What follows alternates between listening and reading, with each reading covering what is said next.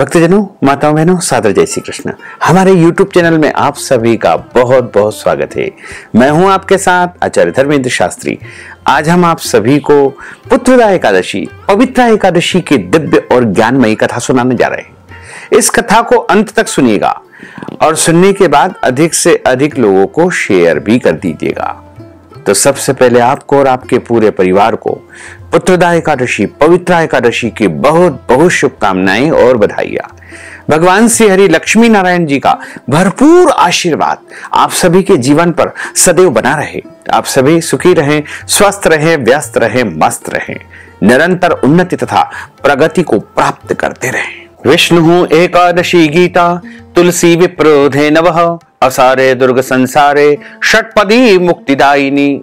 भगवान श्री हरि विष्णु जी का पूजन करना, एकादशी का व्रत रखना, गीता जी का पाठ करना, तुलसी जी का पूजन एवं दर्शन करना, ब्राह्मण देवताओं की सेवा करना, उनको दान करना, उनको भोजन करवाना तथा गौ माता की रक्षा एवं सेवा करना, ये 6 कार्य इस कठिन संसार सागर को पार करने हेतु मोक्षदायक बताए गए हैं। पूरे एक वर्ष में 24 एकादशी आती है, लेकिन जिस साल अधिक मास या पुरुषोत्तम मास आता है उस साल 2 एकादशी अधिक हो जाती है, यानी कुल मिलाकर के 26 एकादशी आती है। प्रत्येक महीने में 2 बार एकादशी आती है, एक कृष्ण पक्ष में, दूसरी शुक्ल पक्ष में।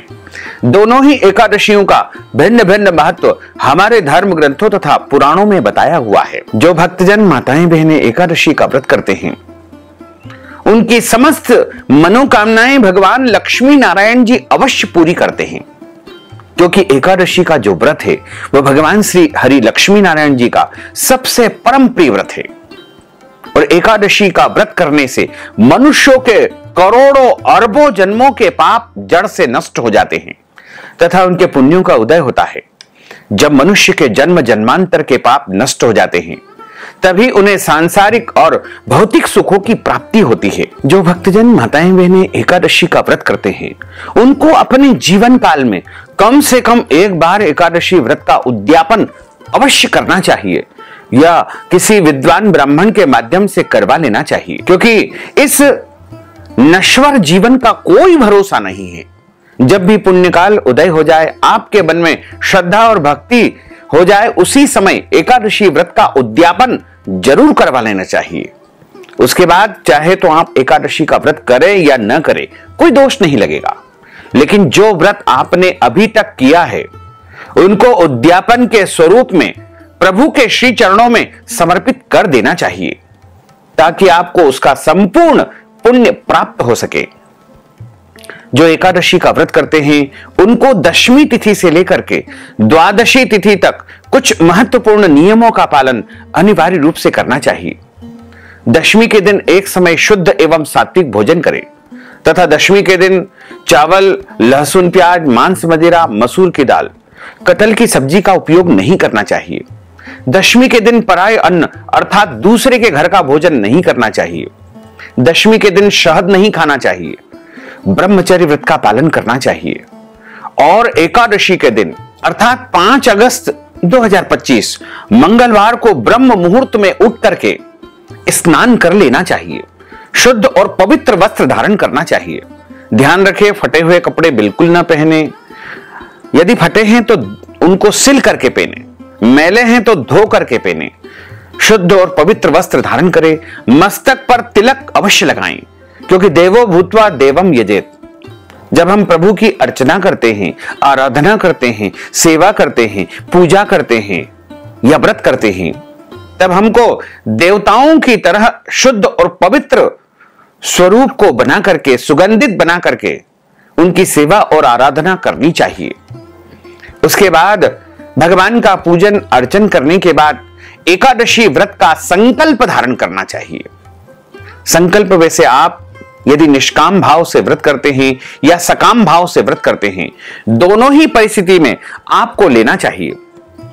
निष्काम का अर्थ होता है बिना किसी कामना के किए जाने वाले व्रत को निष्काम व्रत कहा जाता है, और सकाम व्रत का अर्थ होता है कोई कामना या इच्छा आप धारण करके यदि व्रत करते हैं उसको सकाम व्रत कहा जाता है। दोनों ही परिस्थिति में भक्तों को संकल्प धारण करना चाहिए।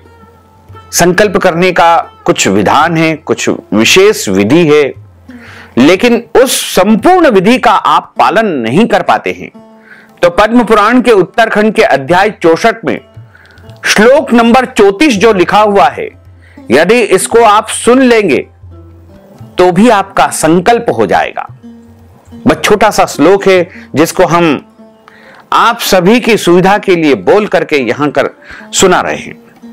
एकादश्याम निराहार स्थित्वाहं परेहनि भोक्ष्यामि पुंडरीकाक्ष शरणम में भवाच्युत। इस श्लोक का अर्थ है कि हे कमल नयन, हे भगवान अच्युत, मैं एकादशी के दिन निराहार रह करके अगले दिन ही भोजन करूंगा, बस आपका संकल्प हो जाएगा।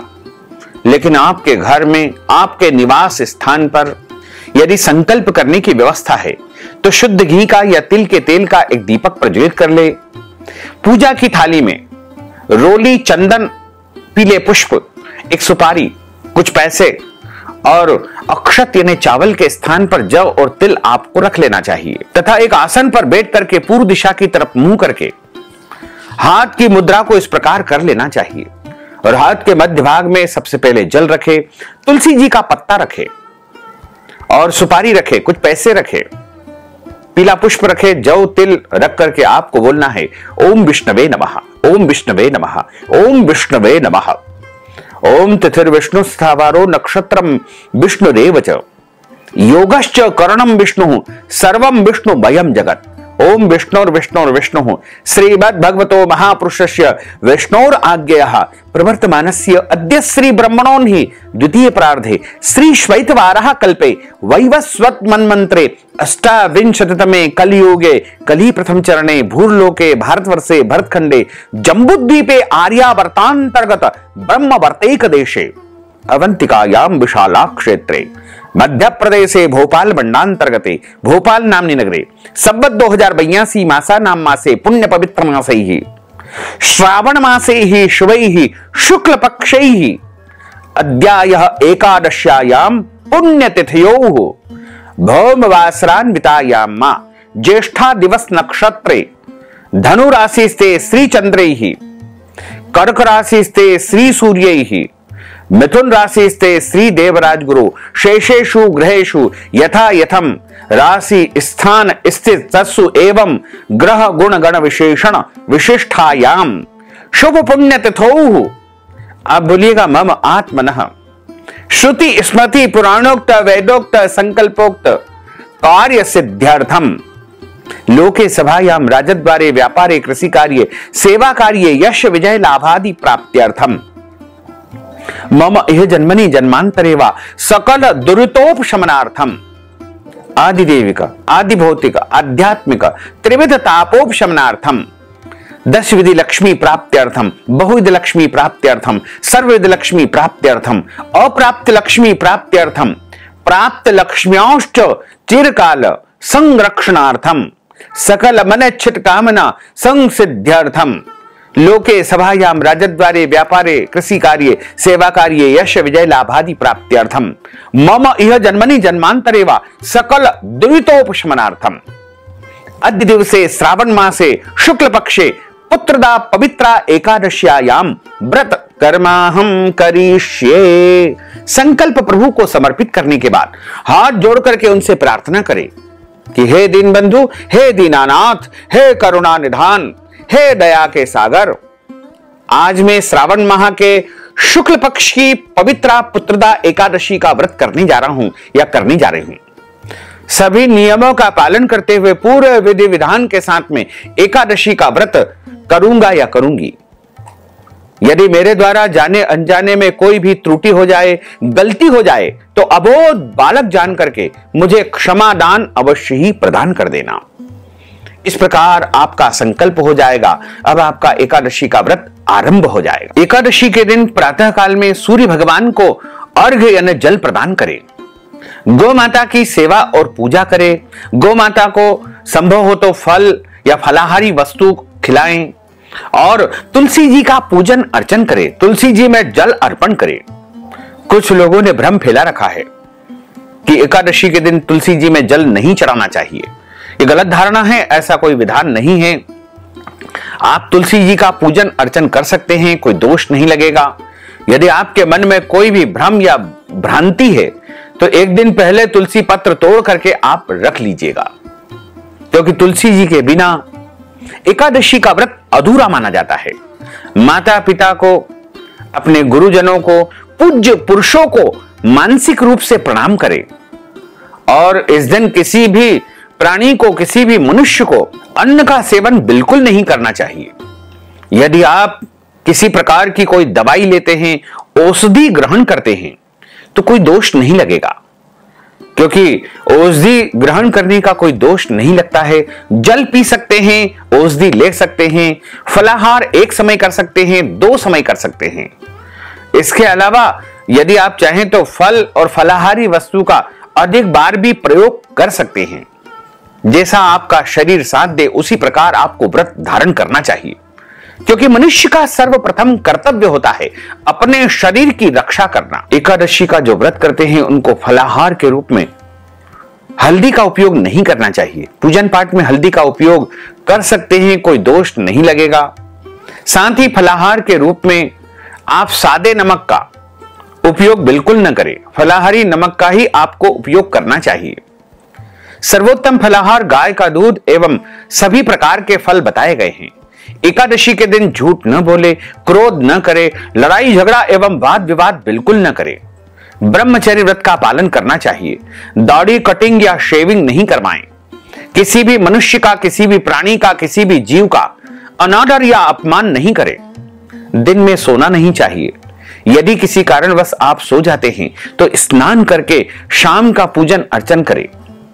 रात्रि जागरण करने का विधान है, लेकिन यदि पूरी रात नहीं जाग सकते हैं तो जितना आप जाग सकते हैं जागरण करें और भगवान का पूजन करें, कीर्तन करें, भजन करें, स्मरण करें, नाम जप करें। तथा एकादशी के दिन श्री विष्णु सहस्त्रनाम का पाठ करना चाहिए, श्रीमद् भगवत गीता का पाठ करना चाहिए, कथाओं का श्रवण करना चाहिए या श्री गोपाल सहस्त्रनाम का पाठ करना चाहिए। यदि आपके यहां संतान प्राप्ति अभी तक नहीं हो पाई है या पुत्र प्राप्ति अभी तक नहीं हो पाई है तो पति पत्नी दोनों संयुक्त रूप से इस एकादशी का व्रत करें और भगवान बाल गोपाल जी यानी लड्डू गोपाल जी का पूजन अर्चन करके उनको माखन मिश्री का भोग अर्पण करें तथा उसी माखन मिश्री को पति पत्नी को ग्रहण करना चाहिए। प्रसाद के रूप में यदि आप ग्रहण करेंगे तो निश्चय ही आपके घर में संतान प्राप्ति हो जाएगी, पुत्र की प्राप्ति हो जाएगी। इसमें किसी भी प्रकार का कोई संदेह नहीं है, क्योंकि ये जो एकादशी है वो पापों को नाश करने वाली और पुत्र तथा संतान को देने वाली एकादशी बताई गई है। इस दिन भगवान का विशेष पूजन अर्चन आरती की जाती है और विद्वान ब्राह्मण के मुख से ही कथा का श्रवण करना चाहिए, क्योंकि जब आप कथा का श्रवण ब्राह्मण देवता के मुख से करते हैं तो आपको भगवान नारायण के मुख से कथा सुनने का पूरा पुण्य प्राप्त होता है। ब्रह्म वाक्य जनार्दन यानी ब्राह्मण के मुख से कथा सुनने से जनार्दन यानी भगवान वासुदेव नारायण के श्री मुखारविंद से कथा सुनने का पुण्य प्राप्त होगा। कथा सुनने के बाद ब्राह्मण देवता को यथाशक्ति दक्षिणा प्रदान करें। यदि संभव हो तो अगले दिन उनको भोजन करवाएं या भोजन से संबंधित वस्तु या दान दक्षिणा उनको देंगे तो आपको ब्राह्मण भोजन का संपूर्ण पुण्य प्राप्त हो सकेगा।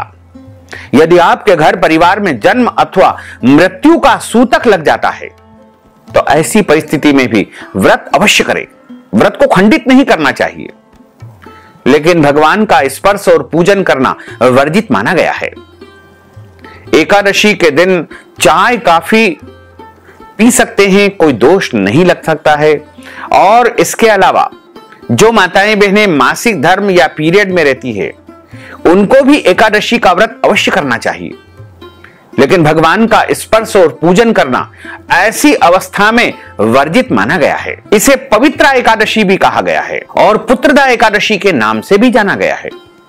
भगवान के कथन के अनुसार यदि निसंतान व्यक्ति यह व्रत पूर्ण विधि विधान व श्रद्धा से करता है तो निश्चय ही उसे संतान की प्राप्ति होती है।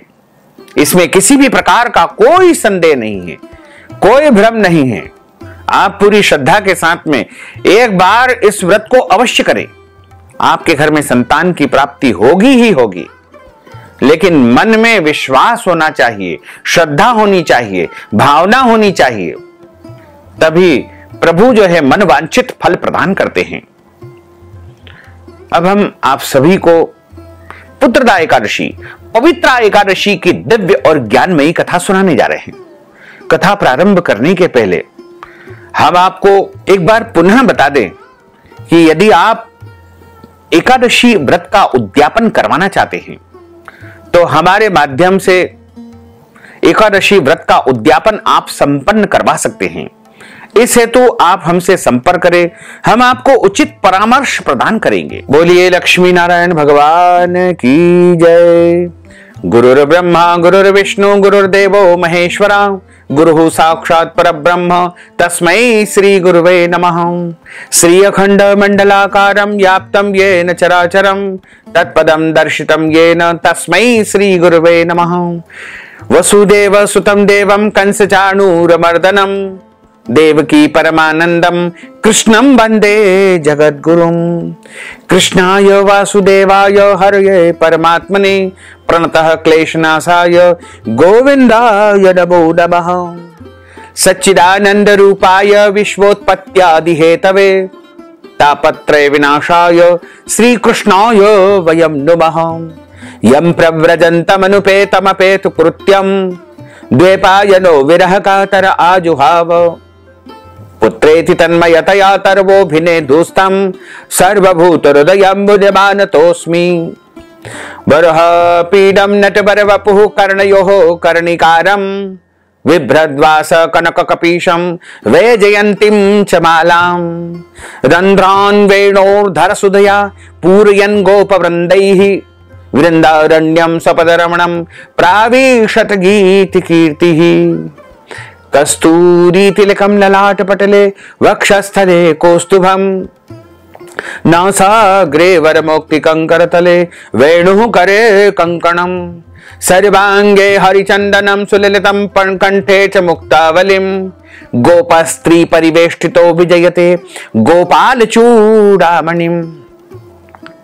फुल्लन्दिवरकान्तिबिन्दुवदनं बर्हावतं सप्रियं श्रीवत्साङ्कमुदार कौस्तुभधरं पीताम्बरं सुन्दरं।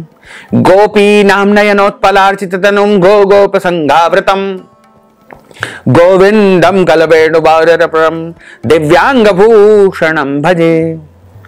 करारविन्देन पदारविन्दं मुखारविन्देन विनिवेशयन्तीं वटस्य पत्रस्य पुटेशयानं बालं मुकुन्दं मनसा स्मरामि, बालं मुकुन्दं मनसा स्मरामि। जय जय श्री राधा रमण, जय जय नवल किशोर, जय गोपी चित चोर प्रभु, जय जय माखन चोर। मात मेरी श्री राधिका, पिता मेरे घनश्याम, इन दोनों के चरणन में मेरा बारंबार प्रणाम, मेरा बारंबार प्रणाम, मेरा बारंबार प्रणाम।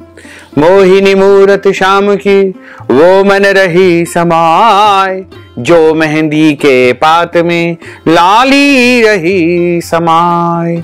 धन यौवन एक दिन उड़ जाएंगे जैसे उड़े कपूर, मन मूरख तू राम भज क्यों चाटे जगधूर। राम कृष्ण दो एक है अंतर नहीं निमेष, इनके नयन गंभीर है उनके चपल विशेष। राधे तू बड़ भागिनी कौन तपस्या कीन, तीन लोक तारण प्रभु सो तेरे अधीन।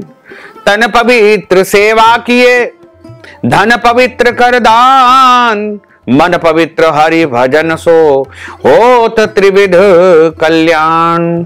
कलयुग केवल नाम आधारा, सुबर सुबर नर उतरहि पारा, सुबर सुबर नर उतरहि पारा।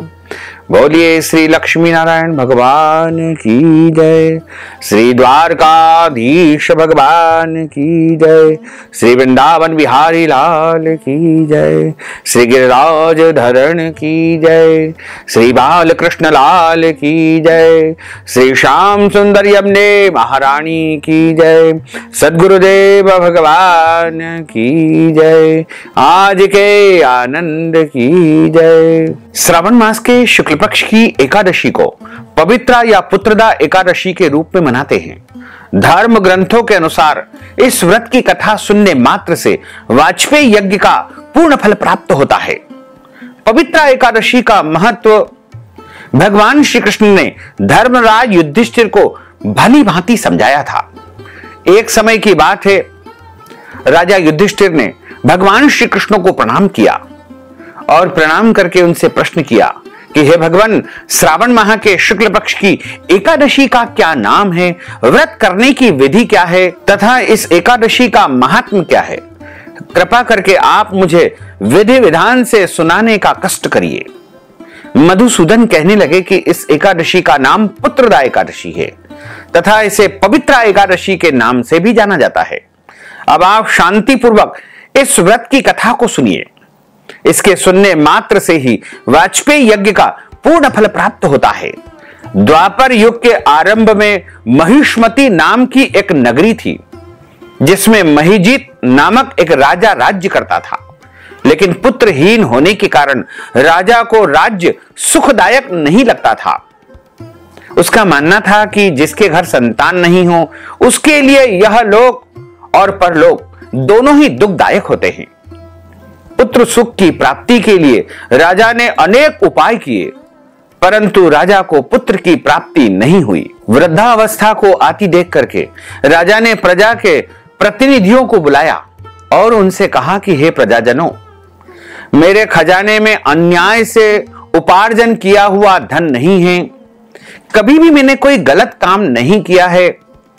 मैंने कभी भी देवताओं और ब्राह्मणों का धन नहीं छीना है। किसी दूसरे की धरोहर भी मैंने नहीं ली है। प्रजा को भी पुत्र के समान हमेशा रखा है, उनका पालन किया है। मैं अपराधियों को पुत्र तथा बांधवों की तरह दंड देता रहा। कभी किसी से घृणा नहीं की। सबको समान रूप से मैंने व्यवहार किया है। सज्जनों की सदा पूजा करता हूं। इस प्रकार धर्मयुक्त राज्य करते हुए भी मेरे यहां अभी तक कोई पुत्र नहीं है, संतान नहीं है। सो मैं अत्यंत दुख को प्राप्त कर रहा हूं। इसका क्या कारण है? राजा महिजीत की इस बात को विचार करने के लिए मंत्री तथा राजा के प्रतिनिधि जंगल में गए। वहां बड़े बड़े ऋषि मुनियों के दर्शन किए। राजा की उत्तम कामना की पूर्ति के लिए किसी श्रेष्ठ तपस्वी मुनि को देखते देखते ढूंढते ढूंढते एक आश्रम में उन्होंने एक अत्यंत वयोवृद्ध धर्म के ज्ञाता, बड़े तपस्वी, ज्ञानी, सिद्ध, परमात्मा में मन लगाए हुए, निराहार, जितेंद्री, जितात्मा, जितक्रोध, सनातन धर्म के गूढ़ तत्वों को जानने वाले, समस्त शास्त्रों के ज्ञाता महात्मा लोमश ऋषि का दर्शन किया, जिनका कल्प के व्यतीत होने पर एक रोम गिरता था। सबने जाकर के ऋषि को प्रणाम किया। उन लोगों को देख करके मुनि ने पूछा कि आप लोग किस कारण से यहां पर आए हैं? निसंदेह मैं आप लोगों का हित करूंगा। मेरा जन्म केवल परोपकार की भावना और परोपकार के उद्देश्य से जन कल्याण के लिए ही हुआ है, इसमें बिल्कुल संदेह मत करो। लोमस ऋषि के ऐसे वचन को सुनकर के सब लोग बोले कि हे महर्षि, आप हमारी बात जानने में ब्रह्मा से भी अधिक समर्थवान हैं, अतः आप हमारे संदेह को दूर कीजिए। महिष्मतीपुरी का धर्मात्मा राजा महिजित प्रजा का पुत्र के समान पालन करता है, फिर भी वह पुत्रहीन होने के कारण बहुत दुखी है। उन लोगों ने आगे कहा कि हम लोग उसकी प्रजा है, अतः उनके दुख से हम भी सभी दुखी हैं। आपके दर्शन से हमें पूर्ण विश्वास है कि हमारा यह संकट अवश्य ही दूर हो जाएगा, क्योंकि महान पुरुषों के दर्शन मात्र से अनेक कष्ट प्राणी के दूर हो जाते हैं। अब आप कृपा करके राजा के पुत्र होने का उपाय बताइए। कि किस प्रकार से हमारे राजा के यहां पुत्र की प्राप्ति हो। इस वार्ता को सुनकर के ऋषि ने थोड़ी देर के लिए अपने दोनों नेत्रों को बंद कर लिया और ध्यान में मग्न हो गए। पूर्व जन्म का वृत्तांत जान करके कहने लगे कि यह राजा पूर्व जन्म में एक निर्धन वैश्य था। निर्धन होने के कारण इसने कई बुरे बुरे काम किए। यह एक गांव से दूसरे गांव व्यापार करने जाया करता था। एक समय ज्येष्ठ मास के शुक्ल पक्ष की द्वादशी के दिन मध्याह्न के समय वह जबकि 2 दिन से भूखा प्यासा था, एक जलाशय पर जल पीने गया। उसी स्थान पर एक तत्काल ब्याही हुई गौ माता यानी गाय जल पी रही थी। राजा ने उस प्यासी गाय को जल पीते हुए वहां से हटा दिया और स्वयं जल पीने लगा। इसलिए राजा को यह दुख सहन करना पड़ा। एकादशी के दिन व्रत करने के कारण यह राजा बना और प्यासी गो को जल पीते हुए हटाने के कारण पुत्र वियोग का दुख इसे सहन करना पड़ा। ऐसा सुनकर के सब लोग कहने लगे कि हे ऋषिवर, शास्त्रों में पापों का प्रायश्चित लिखा हुआ है, अतः जिस प्रकार राजा का यह पाप नष्ट हो जाए आप ऐसा उपाय बताइए। तब लोमश ऋषि कहने लगे कि आप राजा को जाकर के कहिए कि वह श्रावण माह के शुक्ल पक्ष की एकादशी का व्रत करे और अगले दिन द्वादशी के दिन ब्राह्मणों को अन्नदान, वस्त्रदान, गोदान, दक्षिणा दे करके और स्वयं व्रत को खोले यानी व्रत का पारणा करे। ऐसा करने से निश्चय ही इसके यहां पुत्र की प्राप्ति होगी, संतान की प्राप्ति होगी, इसमें कोई संशय नहीं है। सभी मंत्रीगणों ने आकर के राजा को ऋषि की आज्ञा बताई और राजा ने उसी प्रकार पुत्रदा पवित्रा एकादशी का व्रत किया और अगले दिन व्रत का पारणा किया। उसके बाद राजा के यहां सुंदर पुत्र की प्राप्ति हुई तथा राजा ने बहुत वर्षों तक इस पृथ्वी पर राज्य किया और अंत समय में वह वैकुंठ लोक को चला गया। इस प्रकार इस पुत्रदा एकादशी के माध्यम से उस राजा के यहां पुत्र की प्राप्ति हुई है। जो कोई भी भक्त पूरी श्रद्धा से इस एकादशी का व्रत करेगा उसके यहां निश्चय ही पुत्र की प्राप्ति होगी। पुत्रदा एकादशी की एक और कथा आती है। उसमें लिखा हुआ है कि प्राचीन काल में एक नगर में राजा सुकेतुमान राज्य करते थे। उस राजा के यहां कोई संतान नहीं थी। इस बात को लेकर के वह सदैव चिंताग्रस्त रहते थे। एक दिन राजा सुकेतुमान जंगल की ओर चल दिए और वन में चलते हुए अत्यंत घने जंगल में पहुंच गए। वन में चलते चलते राजा को बहुत प्यास लगी।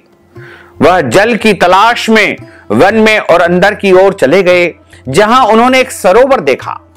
राजा ने देखा कि सरोवर के पास ऋषियों के आश्रम बने हुए हैं और बहुत से मुनि ऋषिगण वेद पाठ कर रहे हैं। राजा ने सभी मुनियों को बारी बारी से क्रमशः सादर प्रणाम किया। ऋषियों ने राजा को आशीर्वाद दिया। राजा ने ऋषियों से उनके एकाग्र चित्त होने का कारण पूछा। मुनि ने कहा कि वह विश्वदेव है और सरोवर के निकट स्नान करने आए हैं। आज से ठीक 5वें दिन माघ स्नान आरंभ हो जाएगा और आज पुत्रदा एकादशी है। जो मनुष्य इस दिन व्रत करता है उन्हें पुत्र की प्राप्ति अवश्य में होती है, इसमें कोई संशय नहीं है। राजा ने यह सुनते ही कहा कि हे विश्वदेव गण, यदि आप सभी मुझ पर प्रसन्न हो तो मुझे भी पुत्र रत्न प्राप्ति का आशीर्वाद दीजिए। मुनि बोले कि राजन, आज पुत्रदा एकादशी का आप व्रत करें, आप व्रत को रखें और भगवान नारायण की पूजा करें, आराधना करें। राजा ने मुनि के कहे अनुसार विधिवत तरीके से विधि विधान से पुत्रदा एकादशी व्रत का पालन किया और व्रत के शुभ फलों द्वारा राजा को संतान की प्राप्ति हुई।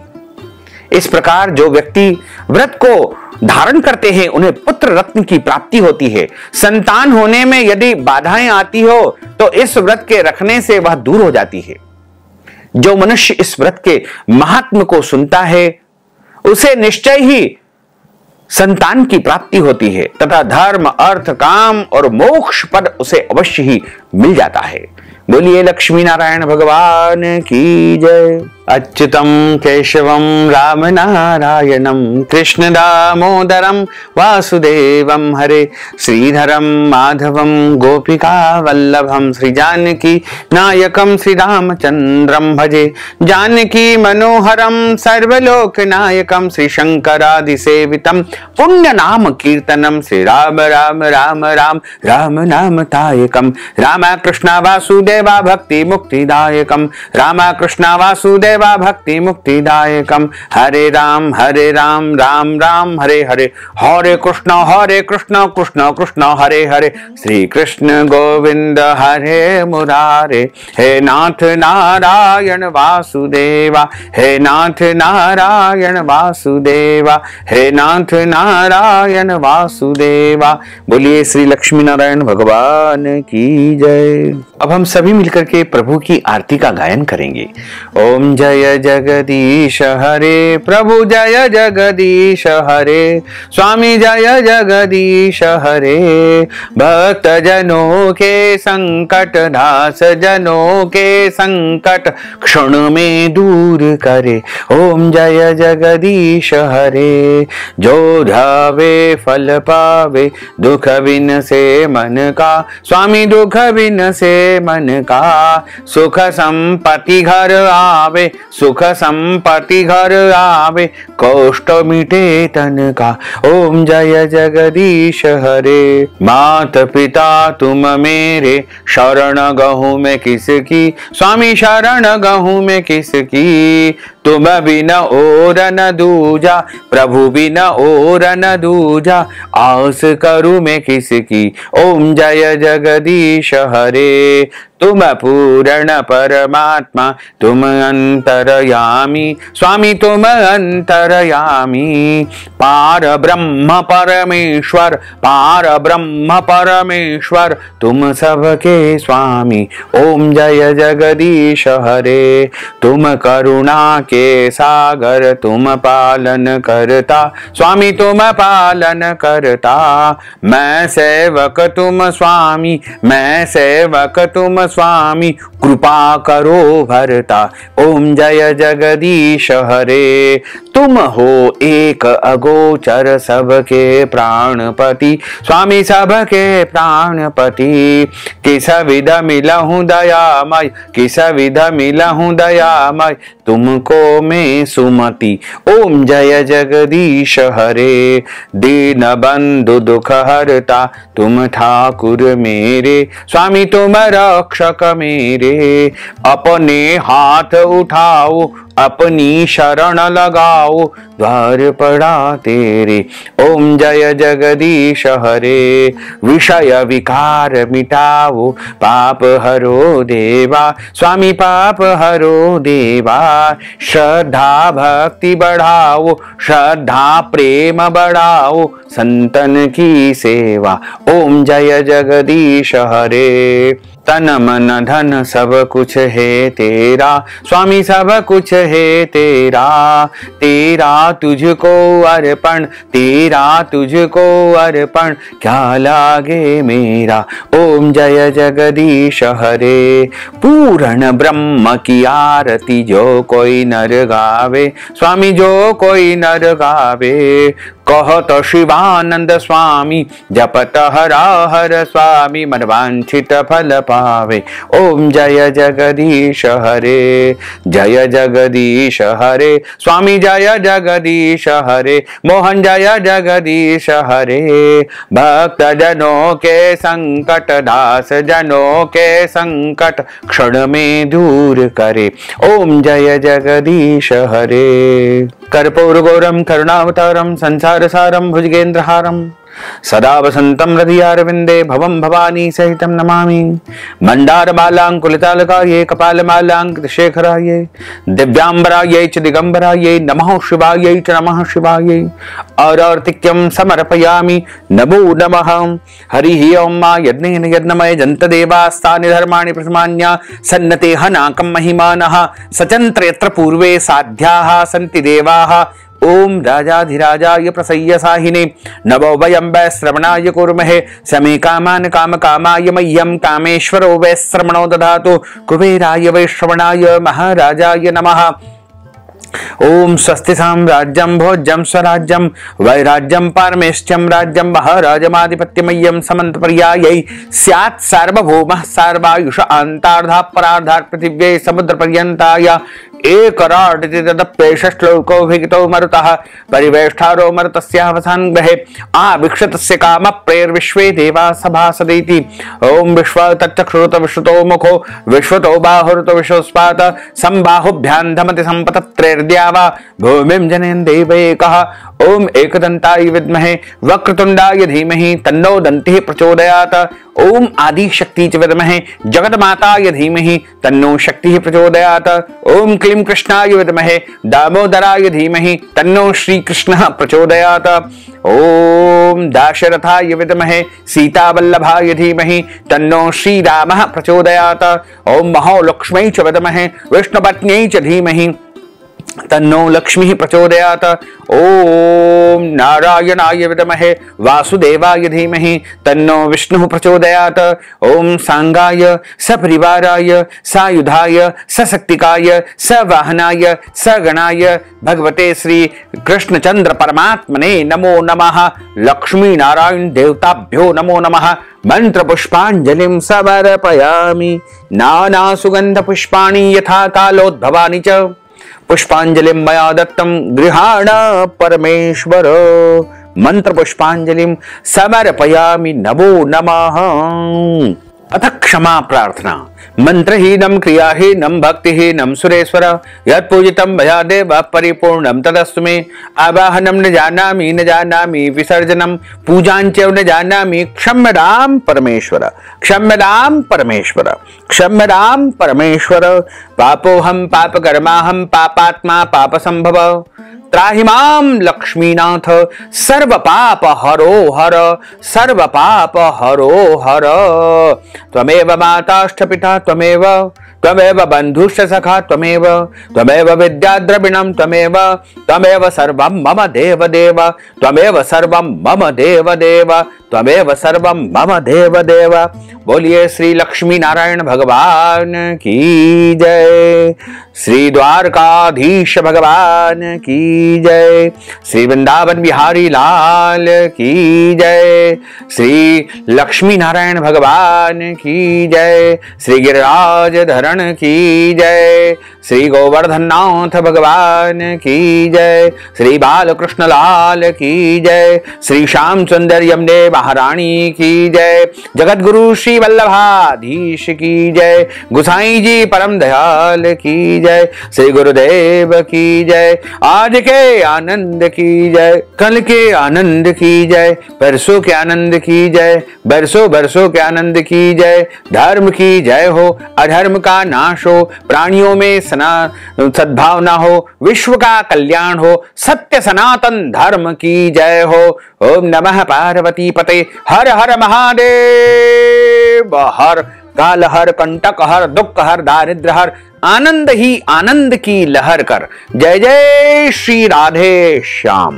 भक्तजनों माताओं बहनों, यदि आप पुत्रदा एकादशी पवित्रा एकादशी के निमित्त व्रत कथा की दक्षिणा प्रदान करना चाहते हैं या फिर हमारे माध्यम से एकादशी व्रत का उद्यापन करवाना चाहते हैं, अन्नदान वस्त्रदान गौदान या फिर कोई भी दान पुण्य यदि आप पुत्रदा एकादशी पवित्रा एकादशी के निमित्त करना चाहते हैं तो आप इस हेतु नगद धनराशि हमारे गूगल पे फोन पे पेटीएम नंबर अकाउंट नंबर के माध्यम से या हमारे द्वारा जो यहां बारकोड दिखाई दे रहा है उसको स्कैन करके यदि आप प्रदान करना चाहते हैं तो आप अपना नाम और गोत्र हमें व्हाट्सएप के माध्यम से भेजें और धनराशि हमें प्रदान कर देंगे तो आपको एकादशी का पूरा पुण्य प्राप्त होगा।